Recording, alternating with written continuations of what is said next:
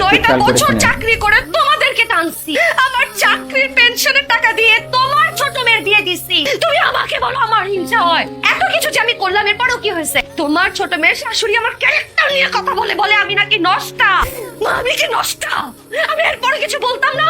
কি ব্যবস্থা? রাকিব আর আমার শাশুড়ি মা রাগ করে চলে যাচ্ছে, তুমি প্লিজ ওদেরকে আটকাও মা। চলো চলো না।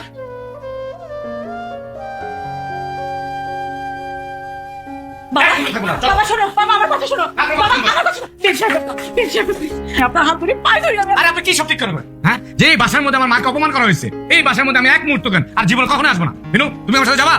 আমি আপনার পায়ে ধরি। হয়েছে, শুনুন বেন, আপনার এই মেয়ে যদি এই বাড়িতে থাকে, আমার ছেলের বউ কখনো এই বাড়িতে থাকবেও না, আসবেও না। আমি যদি বিয়ের আগে জানতাম আপনার এরকম দামড়া একটা মেয়ে আছে ঘরে, তাহলে তো বিয়েটাই করাতাম না। মিথ্যা। যাই হোক, বিয়ে তো হয়ে গেছে, এখন তো কিছু করার নাই। আমি আমার ছেলের বউ, ছেলেকে এই বাড়ি থেকে নিয়ে যাবো, থাকতে দেবো না। বৌমা, তুমি আমার সাথে যাবে? আন্টি, আম্মা, কারো কোথাও যাওয়া লাগবে না, আমি আসলে বাড়ি ছেড়ে চলে যাচ্ছি। বাহ, সবাইকে তো বেশ খুশি দেখাচ্ছে। খুশি থাকারই কথা অবশ্য। আম্মা, আমি কিন্তু আব্বাকে দেওয়া কথাটা রাখছি। হ্যাঁ, আব্বা থাকলে বিনুর বিয়ে যেভাবে দিত আমি কিন্তু দেওয়ার চেষ্টা করছি। দিছি না রে? বল। আন্টি সরি, আমি আপনার সাথে তখন খুব খারাপ ব্যবহার করেছি। সত্যি আমি সত্যি পালক নেই, আমার কোনো মা বাবা নেই। কারণ মা এরকম হয় না, মা তো মাই হয়। পালক হলেও মা, জন্ম দিলেও মা।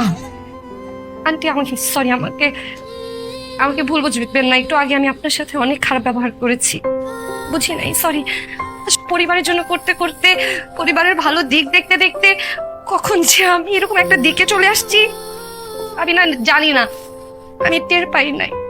রাকিব ভাই, তোমার আম্মার সাথে খারাপ ব্যবহার করছে দেখে তুমি আমার বোনটার সাথে কিন্তু প্লিজ খারাপ ব্যবহার করো না।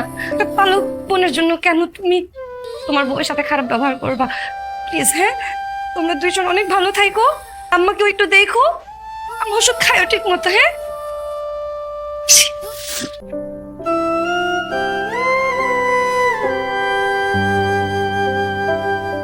যাক, ঝামেলা নিজে নিজেই বিদায় হয়েছে। আমি তো খুব চিন্তায় ছিলাম। কি রে, এখন খুশি হয়েছিস? খুশি হয়েছি মানে অনেক খুশি হয়েছি, তবে আরো খুশি হতাম যদি। ও আচ্ছা আচ্ছা, বেয়ান সাহেবা, বাবা, আমি আমার এই ফ্ল্যাটটা বিনু নামে লিখে দিব। এখন তো মনে হচ্ছে যে আসলে এই শ্বশুরবাড়িটা আমার নিজে নিজে বড়। আমার সত্যি বেয়ান সাহেব, খেতে ছিলাম পানি, দিয়ে দিল মিষ্টি।